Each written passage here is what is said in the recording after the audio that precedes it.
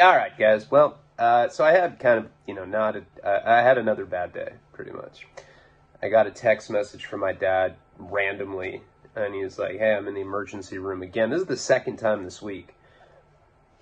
My dad's like 76, and obviously that's not the kind of shit that I want to hear from him. He claims he's all right, but my dad is, like I've explained before, he's one of those people that does not want me to know the truth. He thinks I'm 10. It's like, if you're really good, I'll get you a bicycle.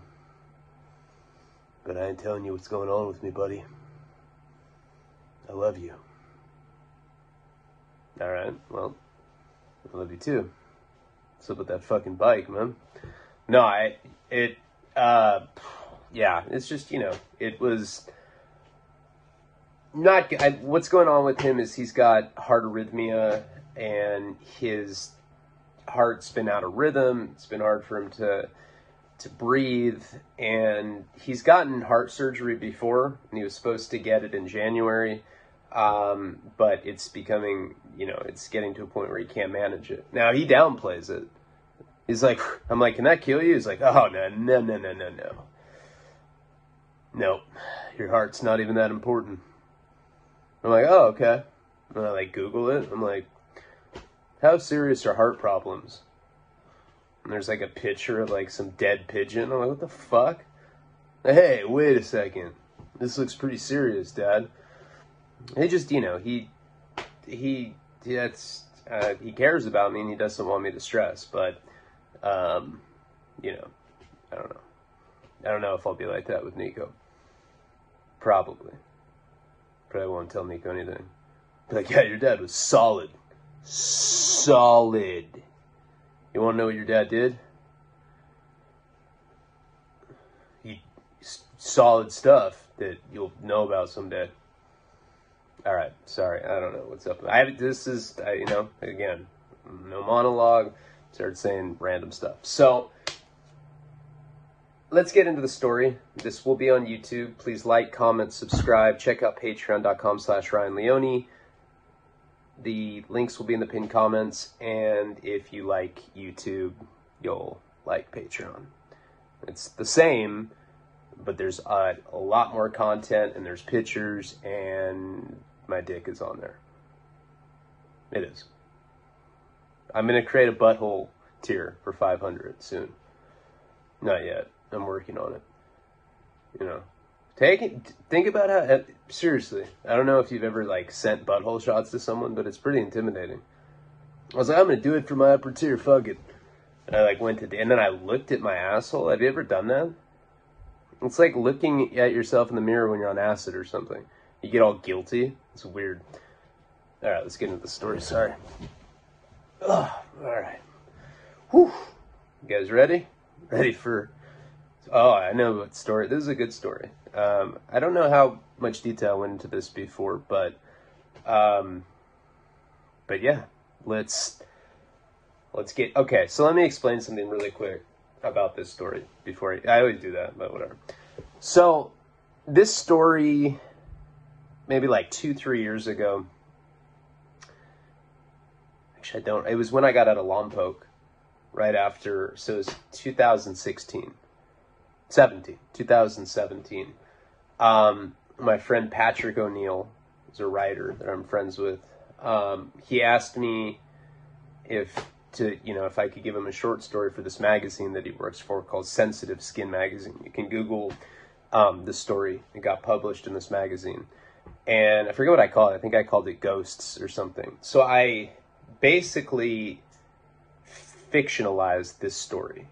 If you read the story after listening to me tell the story, the details that I put in the written version are just slightly different, but it's pretty much the exact same story. So I get confused about, I have to really think about what really happened and what didn't.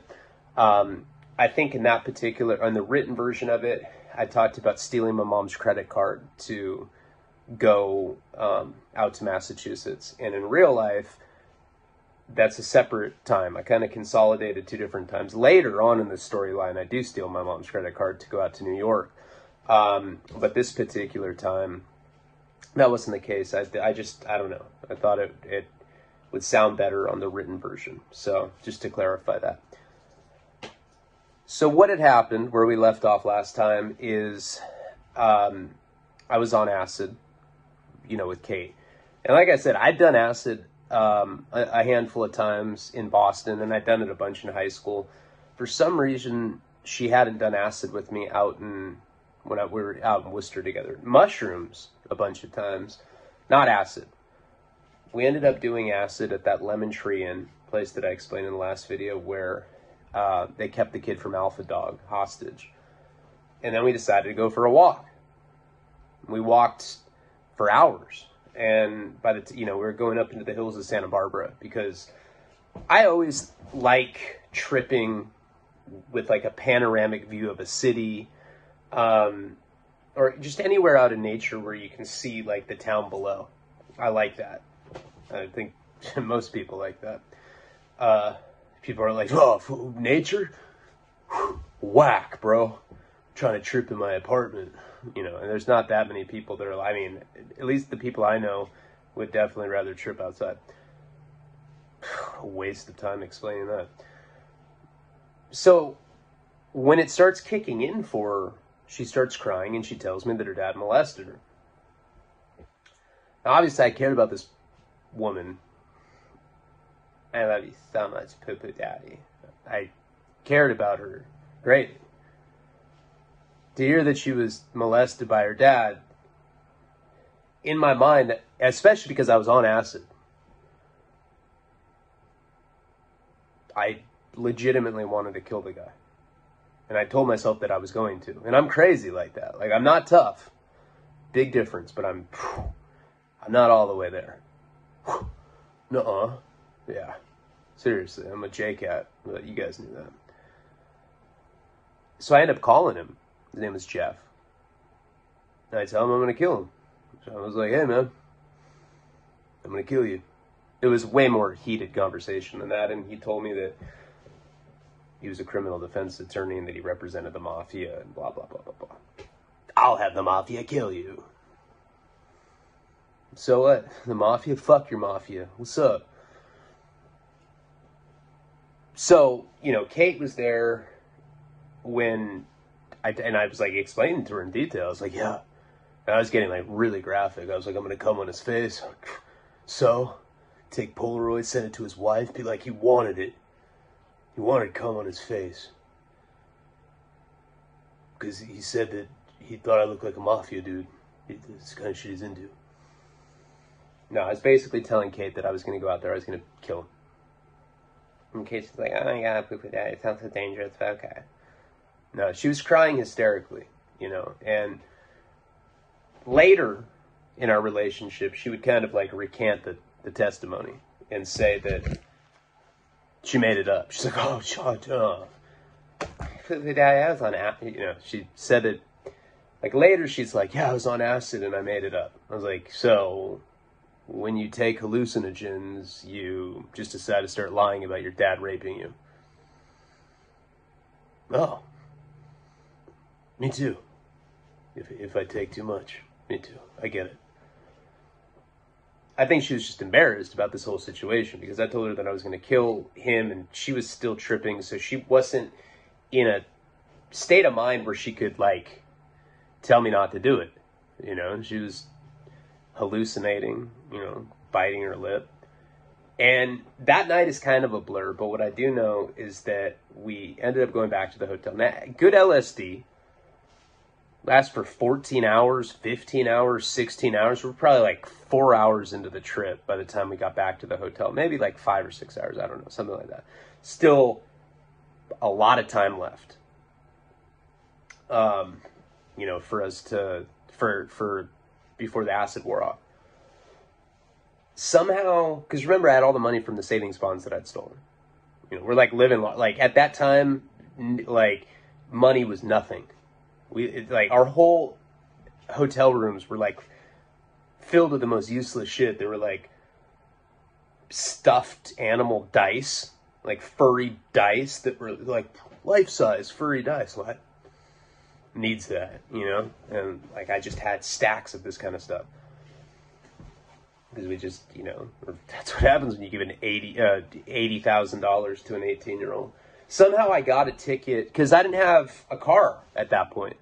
You know, my parents obviously weren't going to give me the Volvo. Not after I, you know, had systematically robbed their house for my college years fund.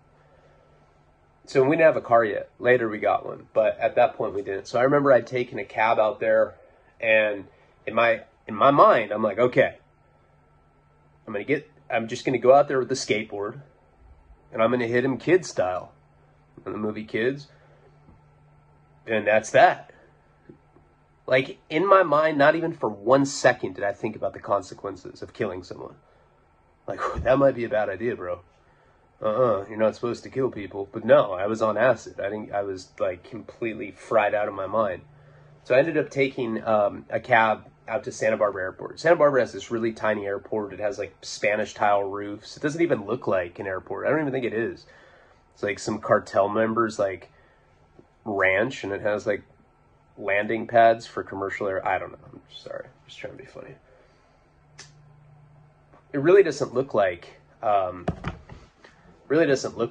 an airport. It's very small. So somehow I like ended up taking a red eye. I got from that motel to the airport, left her. I was like, Eskimo kisses. She's like, okay, poo-poo daddy. I'm just going to eat nachos and stay here and wait for you. I was like, all right, I'm flying to Boston to kill your dad. She's like, it's wild. All right. Eskimo kissed me and I was on my way. The only thing that I brought with me was a skateboard. That's it. And that was my whole plan, was to kill him with the skateboard. So I ended up getting on the airplane, which was not the last time that I'd be on an airplane tripping on acid. And let me tell you, if you haven't done that, that's quite an experience. You know, it's like suddenly you become aware of what it is, that you're in some like man-made fucking vessel flying thousands of feet in the air. I remember taking off and I was just like, oh. You know, and the old lady's like, are you scared of flying? I'm just like looking at her with these like completely saucered out LSD eyes, and she's like, I was like, I took some Dramamine.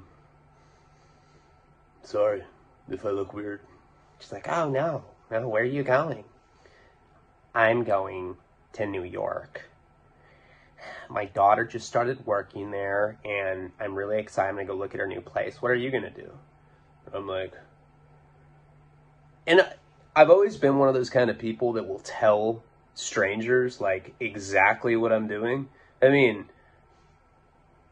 I watered it down, and I don't remember exactly what I said, but something to the effect of, yeah,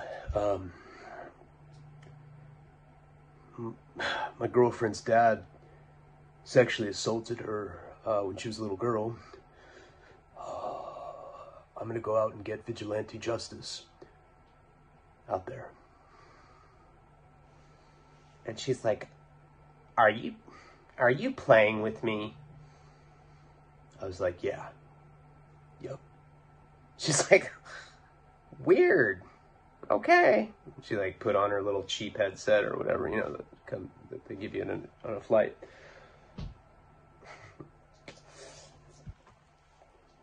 I come up with this shit. No, I mean, I remember sitting next to this lady. I don't remember the exact conversations we had, but I'm sure that I explained to her in some way, shape, or form that I was going out to beat up my girlfriend's dad. Because I'm just weird like that. I'll tell people, I can tell strangers all sorts of crazy shit. Remember, I used to go to rehab and just make shit up to people on the flight. I'd be like, yeah, I'm a pro skater. I'm going to Florida. Gonna be in a contest. Yeah. Just getting sick of being in all these mags, man. You know, the women, it's annoying. I'm just trying to get left alone. You know what I'm talking about, Bobby? Yeah, me too. I remember that flight. I kind of drifted off into one of those introspective things in my mind. And the whole time I'm thinking about how he had hurt her. And I remember like having this really like visceral response to it. You know, I'm like trembling in anger. You know, like I've said, when you really love somebody and somebody hurts them, like it hurts you, you know, severely. Like I could feel that pain. And I knew that she, you know, that it had really hurt her badly. So I'm kind of like stewing in it. I mean, it's a long, I don't know, what is it, 6 or 7 hours or something. And like the whole time, I'm just sitting there thinking about how I'm going to kill him. And then like, you know, occasionally smiling. Like looking at the lady. And she's just like, oh, I can't wait to see my daughter. And I'm like, yeah. We end up, we end up landing. Now, if memory serves me correctly, I want to say that I got a hotel, because I went out there a few times. I want to say that I got a hotel, because I know that by the time I saw him, he was going to work. So, you know, if I had left at like 5 in the morning or whatever the red eye was, 4 in the morning, whatever time I'd left on that flight, with the time zone difference, I had to have gotten a hotel, because what I do remember about this very specifically is that when it happened, he was on his way to work and I was no longer tripping. And like I said, I'd gone out there multiple times, which you'll hear throughout the course of this story. This is the only time that I had gone, you know, to her parents' place like that without her. Whatever the case, and I'm pretty sure that I got a hotel in her small town. The day that I went to go do the murder, because I remember there was like this really sharp contrast from being on acid, like murder, just being like, this makes complete sense. I've never seen shit so clearly in my life. I'm going to buy a lotto ticket because I'm pretty sure I'll win. To second guessing. And being like, man, maybe I should just hit him really hard with the skateboard. Because I had my skateboard with me, and that was the whole plan, to whack him in the skull with it and try to take him out. But I remember, you know, I had taken a cab to his neighborhood. That's how I was getting around. You know, this is before the days of Uber. So, you know, you call a cab and, you know, I had a debit card or whatever, and I'm taking a cab around everywhere. So all I had was my skateboard. I didn't even have any luggage or anything. And I remember getting dropped off in his neighborhood. And that's why I'm almost positive that I got a hotel. It was still dark when I got to his place. And their neighborhood was like the neighborhood you'd see in Home Alone. Quintessential. That was the Midwest. And that was like Illinois. But quintessential New England suburbia. White picket fences, you know, everybody's jolly. It's kind of place where like neighbors get together and go like sing Christmas carols and shit. All that. That's what kind of place I was at. And I remember the sun was just coming up. It was freezing. I was probably just wearing like a hoodie and shorts or something. And I remember walking up to their house, and it was absolutely tranquil. You know, you could hear sporadic bird chirps, but it was, you know, it was occasional. It was very, very, very ominous, just the whole thing. And my confidence just started dwindling the closer I got to his house. You know, it went from, I'm going to kill this motherfucker, to, man, I'm just going to hit him and teach him a lesson, to, man, I should just tell him that that's not cool. See if he'll lend me $40. No, I didn't need money. So I ended up getting to their place. I remember her dad drove, you know, even though he was like some rich attorney, he drove a Volvo station wagon. Might have been Kate's car. Really ugly maroon one with like that like fake fur upholstery. You know the type. And I remember seeing that park out front, and that just just set my, you know, my adrenaline is just coursing through me. I'm like, I'm gonna ring the doorbell. Show this chum what's up. Rang the doorbell. I'm like kind of seeing myself in the reflection, parting my hair. And he opens the door. Now, the last time I'd seen him was Thanksgiving, when I was nodding out of my food. And, Kate, you're with some sort of drug head. You know, whatever he would say, corny shit like that. This guy hated me. You know, I'm corrupting his poor daughter who's bulimic because you molested her. But yeah, it's my fault, bro. I forgot how tall the guy was. He was like 6'5", 6'6", and he just towered over me. And I had my skateboard cocked back. Like I rang the doorbell and I had my skateboard cocked. I was like trying to psych myself up, you know, like trying to like think of hardcore music, but just like corny songs are looping in my head. And he towers over me, and I remember just like looking up with my skateboard, and I go to try to hit him with it. I'm like, you know, and I look, I'm 5'6", I look like Chucky or something compared to this guy. I'm like, and I go to like try to hit him with the skateboard. He literally just grabs it with one hand. He's like, whoa, it was like some giant. I was like, fuck, you know, and I'm still like coming down from tripping on acid, which you're not 100% at that point, you know. I probably like moaned. I was like, you know, all super dramatic. He gets the skateboard and he ends up just hitting me in the face with it. Broke my nose. Bah! I was like, I start screaming. This part's kind of like, you know, murky for me, but I remember that he was on top of me. And he was like, stay away from my daughter, queer. I was like, I wouldn't be fucking your daughter if I was queer. Like, you know, still being all like confrontational with him. And I remember being petrified. And he broke my nose and I could taste the blood. You know, you can taste this like really kind of oceanic sodium. Tastes like you're, let's try to make it sound super sexy. My blood tasted oceanic. Yeah, it's because it says shit like that. Sorry, I'm really sorry. I'll never do that again. And I remember the taste of blood freaking me out, because when you get hurt like that, of course there's adrenaline going. And you're dizzy by that. You know, you're emboldened in a lot of ways by that adrenaline. But I've gotten beat up a number of times in my life, and as soon as you realize that you're seriously hurt, you panic. And I remember just being very frightened by him. And he's like this guy with like gray hair and little beady ass chomo glasses. But I remember being really scared, you know, like suddenly I wasn't the killer with the skateboard. I was like a little boy that was like frightened that this grown up was kicking my ass. He broke my nose.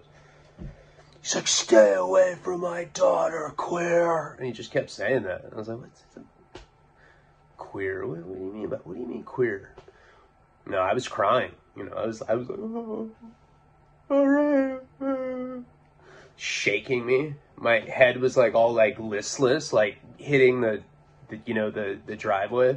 I look around and there's no neighbors out. You would think that this like horrific scene is going down right in front of their house. Nobody came out. And he just gets up, throws the skateboard, you know? And I remember just being on the ground. I just flown by myself from Santa Barbara to Boston. Got beat up by a pedophile. So what? And I cried. And I got up, dusted myself off, and I went to go touch. I remember going to touch my face, and it was just, you know, not only was my nose broken, but there was like, you know, he must have hit me, you know, in that adrenaline, I must have gotten hit because I had welts all over me. I was really badly beat up. and my leg hurt. I remember limping. And I go and I start limping away. I'm like dragging my foot. Probably moaning, like, spitting occasionally. I end up getting out of that neighborhood. Now remember, when this had happened, the sun was just coming up. It was still dark. Now it's fully morning. You know, it's like, you know, that morning shade of blue. I walk a few blocks away and I get to an elementary school. There's all these kids playing, you know, it's probably like pre-elementary school daycare. You know how at some schools you can drop your kids there early or whatever. And all these kids like playing handball and tetherball, and you know, all the screams of little kids playing. And I'm just, my nose is leaking. I have a broken nose. I'm dying.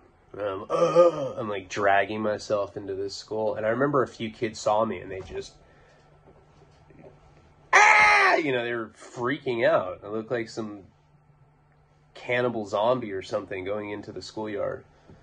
And a teacher comes up to me and she's like, hey, all right, stop. Oh, what the heck's going on here? And I was like, I've been assaulted. I need police help now. Okay, but you're hurt? My God, can you sit on the bench? Can you please sit on the bench? And I was like, yeah, can you call up? She's like, yes, sit down.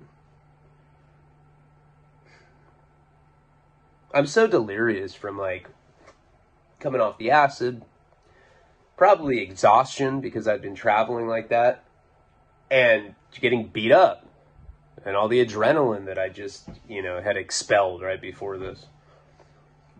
So I'm not even really paying attention. I should have been able to kind of like discern the tone that she had, which was not friendly. You know, a normal fucking human sees somebody that's leaking blood like that and they like want to help you. This lady, like, not only did she look, you know, scared of me, but almost like offended. Like, how dare you bleed on school property? You know, of course, everybody out there's got a little poo-poo daddy in their personality. So I'm sitting on this bench, you know, and I don't know how much time goes by, but eventually a cop comes. All right, thank God. And I'm like holding my face. It's like, hey, officer, get on the ground. I was like, what? Hey, no. I was assaulted. They're like, get on the ground. I was like, and I'm thinking in my head, I'm like, God, these guys, they're probably confused. Probably wrong call or something. So I'm like getting on my knees. There's like two of them. They have guns drawn on me. You know, by this point, the teacher lady had like ushered all the kids inside. And these cops are pointing guns at me. Hands on your head. I was like, it's like, guys, you see that I'm beat up, right? And they just ran up to me and cuffed me. I was like, what the fuck? Hey, what are you doing? They're like, you have the right to remain silent. Anything you say can. I'm like, huh? I was like, dude, can you not see me? They're like, oh, we see you, pal. We got a report that, you know, you had done a home invasion up at the, you know, blah, blah, blah's house. You're going to jail, kid, I'm sorry to say. I was like, fuck. Checks out, you know? All right. So the whole time that I'm in the car, I'm trying to explain myself to them. I'm like, guys, hey, you know, I have my hands behind I'm like, hey, guys, misunderstanding here. I was like, I need medical attention, first of all. Secondly, the guy that said that I was trying to do a home invasion is a fucking child molester. They're like, oh, come on, pal. Come on. Not Jeff. Not Jeff. Why not Jeff? Well, because Jeff's not a child molester. I was like, what the fuck kind of weird thing is that to say? How do you know? Well, I don't know. We do know. They end up taking me to this police station. Again, here I am, arrested on the East Coast. Now, remember, I have a warrant for my arrest for those other charges that I got in Worcester. So I already know that I'm just fucked again. I get, these people actually give me a phone call. Call my dad, collect. Broken nose. And they give no medical attention. They give me like a Kleenex. They're like, here, man, take one Kleenex. I'm like, dude. All right. Give it back. We don't want you making contraband. What the fuck? Contraband out of a napkin? What am I going to do? Make a Kleenex boat and fucking sail out of here? Yeah, they really did make me do that. It's not even just like an added little thing I'm trying to say to be funny. So I call my dad. I'm like, Dad. He's like, are you in jail again? I was like, yeah. What now? I was like, well, Dad, I'm in Boston. My dad's just screaming, what the fuck, man? Dad, kid's father's a child molester. Like, I'm like dropping it like it's like some like revelation that like is gonna like just pause him in his tracks. Whoa, what'd you say? Yeah, no. You did the right thing, son. It's not what he said. He's like, I don't give a damn. You know that you have a warrant out there. What are you with your girlfriend? I'm like, no, she's back in Santa Barbara. He's like, what? Why did you go out there? Cops are like listening to me. I'm like, Dad, let's talk about it later. Can you bail me out? No, I'm not going to bail you out. Get off the phone. Like, I think he hung up on me. I don't remember, but somehow I got off the phone with him. So at this point, they take me into a room to interrogate me. And they tell me that I'm being charged with home evasion. And they have, like, real, like, thick Boston accents. They say pal. Hey, pal. Hey, pal, you're in a lot of trouble, pal. Now, run it from the top, pal. Come on. What kind of shit were you into this morning, pal? And I'm just like, all right. Guys, I'm going to be completely honest with you, kind of. I was like, I'm going to be completely honest with you. And I go into the whole story, and they're like giving me like cups of coffee. And this is the thing, and I'm not like trying to toot my own horn, but I'm good at telling stories. And typically when I get in situations like this, not just with cops, I get caught fucking a girl in a shower to rehab. Anything that I have to like talk my way out of, I turn it into like a story, and I start telling these guys like my whole life story. I'm telling them about like the time that I saw the kid slit his wrist in front of me in Idaho. And these guys are like really into the shit that I'm talking about. Finally, they like take the tough guy facade down, and I'm telling them like, man, I'm like, guys, check it out. This dude's a pedophile. What I said, what would you do? What's your name? It's Garrett. Garrett. What would you do if the woman, are you married? Yeah, I am. I am married. What would you do if your wife told you that her dad molested her? Well, I'd do the same thing, pal. I'd fucking kill him. I'm like, I'm telling you. Well, but this is the big problem here. Jeff is a highly respected attorney here. He's a member of the country club. He, sits on the board of the Parks and Recreation Committee.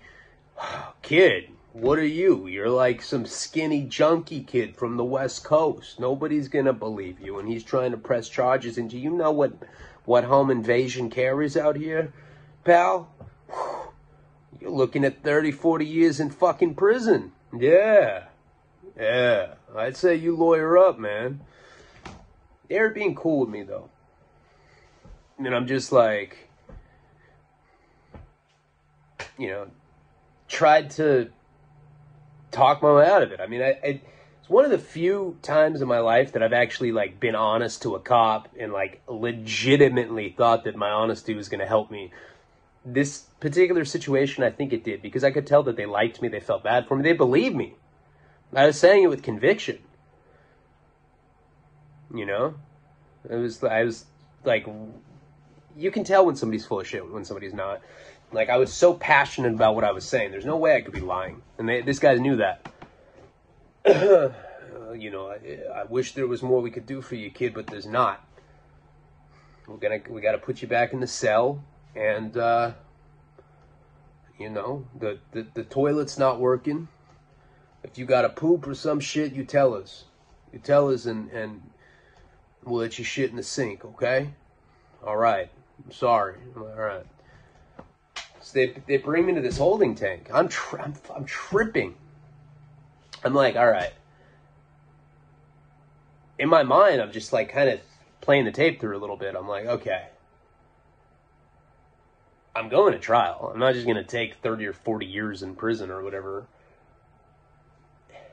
There's no way a jury's going to believe me. I have an open case in Santa Barbara. I have a warrant in Worcester. And now here I am with like home invasion's a very serious charge. You know, and he had told them, I guess his story was that I'd broken into the house and he caught me in there. We got in a confrontation. He broke my nose out of self-defense. At first, like I said, the cops took his side with prejudice. But after I talked to them for a while, like I said, I think they liked me, but there's nothing they could do. So I'm sitting in that cell just thinking about it all. I'm like, God, I'm screwed. That's it. Hours go by, and I'm just stewing in my own thoughts. You know, something that I would get used to doing throughout the years. I mean, how many times have I been in situations like this where I'm in a cell and like facing years of prison time? Way, way, way too many to be considered an okay guy. That's for sure. Finally, they come back to me.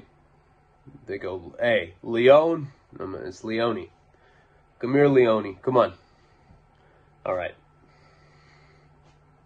They uncuffed me, right?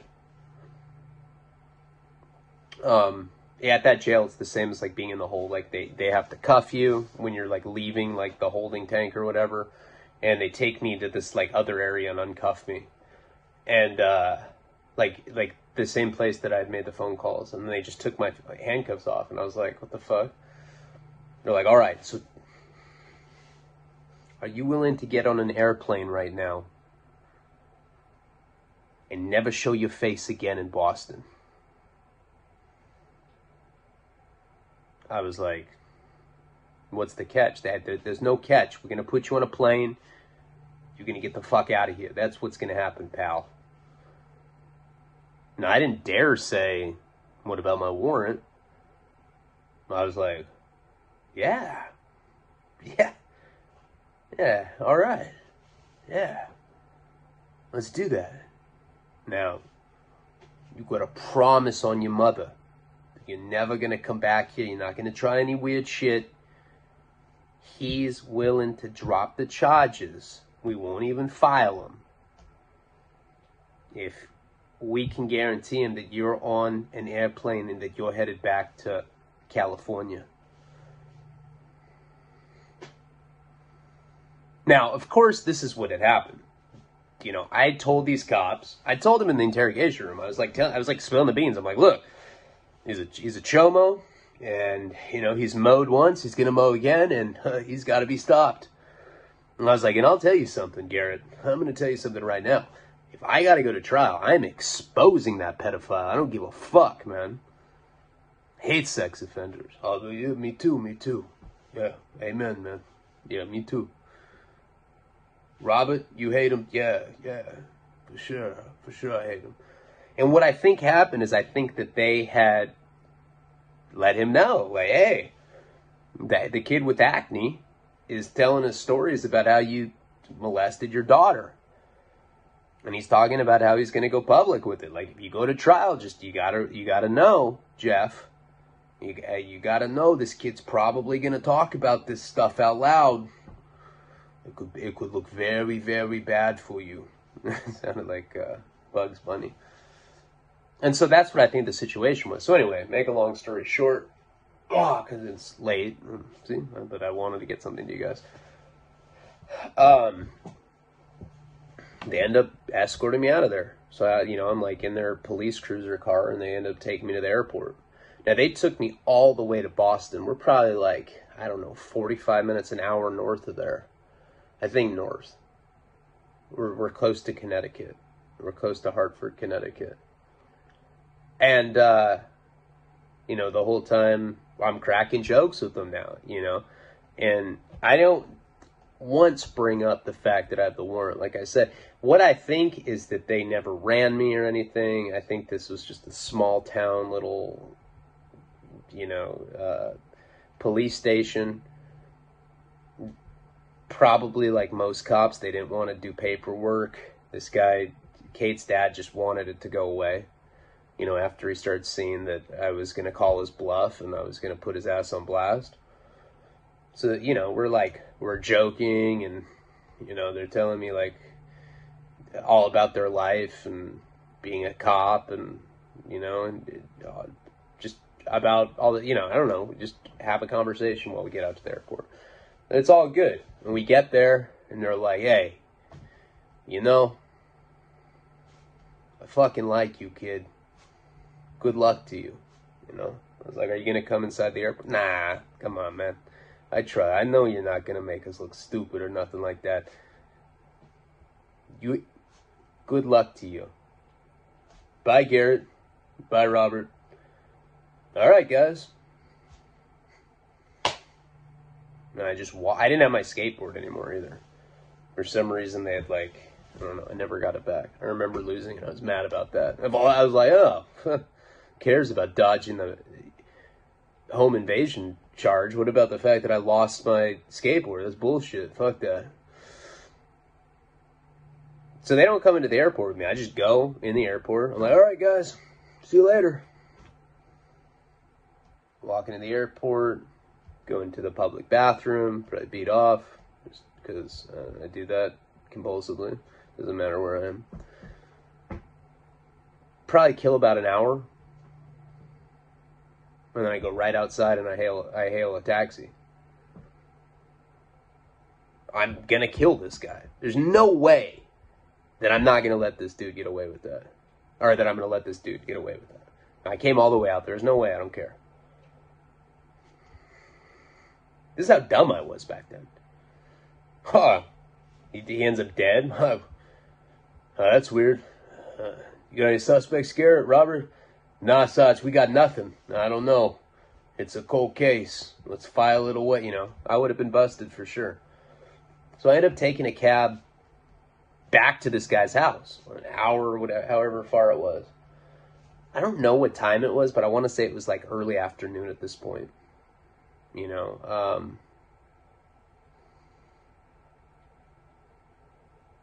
Maybe early morning. Maybe even been there overnight. It was sometime in the day. It wasn't night yet. I know that. It was either early in the morning or in the afternoon. I can't remember. Pretty sure it was the afternoon though. Anyway, it doesn't really matter.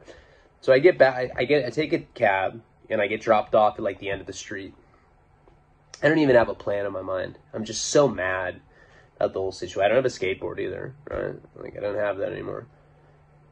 I don't know what I was gonna do. The guy beat me up when I had a weapon. Who knows what he would do to me without a weapon?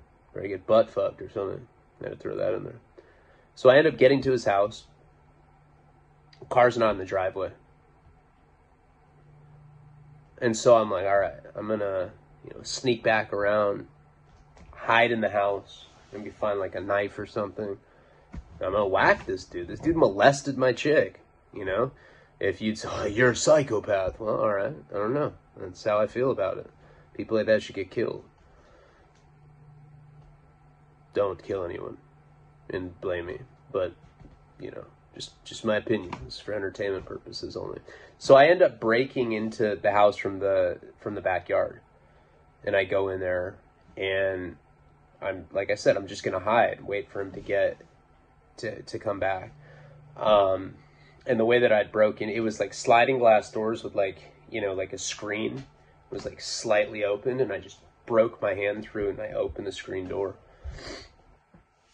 And I remember sitting in there and I was looking at a family photo of him, his wife, Kate, and she had a sister. And I remember just inside of his house. Now, I'd already broken into this guy's house. Like, I'd already fucked up bad. But I don't know what hit me. Something changed when I looked at a picture of them.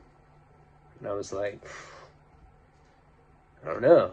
You know, I don't know if I could go through with it. You know, once I was in their house, once I was looking at a picture of the family, I started getting hit with like all of these different thoughts about it. Would I get caught? You know, what would it do to the family, even though the dad's a pedophile? You know, taking somebody's life, like, that's a big deal. And probably like the LSD was drifting further out of my consciousness at this point. So I was getting a little more lucid, and so I just backed out. After taking a cab all the way over there, they're breaking into the house. I just decided not to do it. I was like, what am I doing? God. Fuck, man. I need to start getting some better acid. This shit's just out of control. But what I did do is I took a family photo of them. A family photo I was looking at. I took it and I left. Just walked right out of the house with this, you know, picture frame family photo. And I ended up walking into the main town. I didn't take a cab. I walked. And I went to one of those photocopy places, kind of like Kinko's or FedEx, but it was like a smaller, like mama and papa shop version of that. And I went, and you could scan photographs, like most places like that. This is in like 2003, but you could still do stuff like that. Like, you could take a photo to one of these Xerox copy places and you could get flyers made. So I like told the lady working there, I was like, yeah, all right, I want to, I want to get 1,000 flyers made, I think is what I got. Something like that, 500, 1,000. And what I did is I took his picture and I blew it up. And then I got on the computer there and I made a flyer that said, local child molester. I put his name, I put his street address, and I put his phone number. Maybe his email. I don't think I had his email. I think just his phone address and name. And it was just him. This big ass picture of him. And it said, child molester in your area. I ended up, I think I got 1,000. Sounds about right. And I bought a staple gun. And I left there. You know, I paid for it and I left. And I ended up going and stapling that to every tree that I could. Every bulletin board. Every telephone pole. Just completely flooded this town with these flyers of this guy. I felt like I had to do something. You know, I couldn't just let this dude get away with that. So, after I'd done that, and I'm talking about, like, I put every single flyer up. I'm, like, doing it at the grocery store. People are looking at me. They're, like, looking at me, putting up this, like, thing that says child molester. I was like, what? He is? Yeah. Yeah, he lives around you, too. Here, you want one? And give them, like, I was like, oh, look. I got a travel size flyer, too. Use this for the vehicle. Well, I'll see you later. And after I completely flooded this place and put up all of these flyers, I finally felt like I did something. Like, I felt like my job there was complete. So I ended up taking a cab back to Boston, got a ticket, and I went home. You know? And, you know, at that point, Kate was still in that hotel, the Lemon Tree Inn. I ended up getting back. I remember taking a cab, and of course, the whole time I'm thinking she's cheating on me, you know. And I end up getting to the motel or the hotel. I knock on the door, and she's like, "Who is it?" I was like, "It's Poo Poo Daddy." She's like, "Oh my God, Poo Poo Daddy!" And she opened her, she's like, "Hey, Poo Poo Daddy, I miss you so much." And I was like, and she's like, did you kill my dad? I was like, no. She's like, I don't even care. I just love you so much. I don't care if you killed him or not. I just want to be with you forever. I love you so much, poo-poo daddy. And, you know, we probably had sex or whatever. Later that night, I remember we were at the hotel. It's the middle of the night, too. It's like 1 a.m. when this happens, and her cell phone rings. It's her dad. And she's like, hello. And she's like, it's my dad. I think he's mad. Yeah, daddy? Mm-hmm. He wants to talk to you. I was like, all right. Give me the phone. He gets on there, just like, you think you're funny, don't you? Huh? I got your little flyer. I know that you're in my house. I could smell a rat.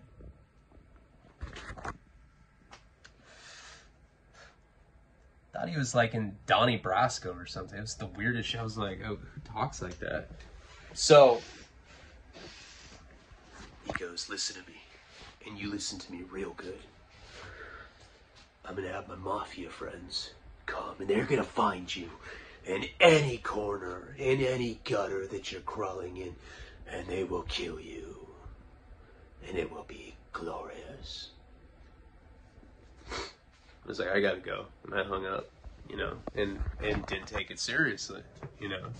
I just thought it was some corny, you know, rich guy in Massachusetts just, you know, giving me empty threats because of what I did. I mean, what I did was a big deal. Think about if someone did that to you.